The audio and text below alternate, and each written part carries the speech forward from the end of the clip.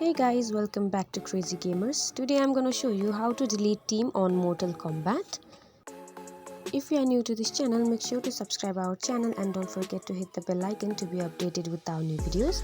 So without any further ado, let's get started. First of all, open the application. Next, click on Battle Mode. Next, you have to click on Building Leg Structure. Then, you'll see these options from which you have to choose Edit Team. And again choose presets. Now here you will see delete option from which you have to choose delete.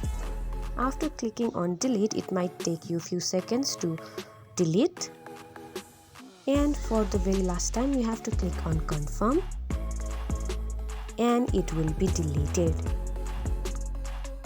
So this is how you delete team on Mortal Kombat. I hope you find this video helpful.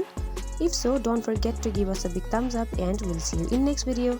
Till then, have a good day. Bye bye.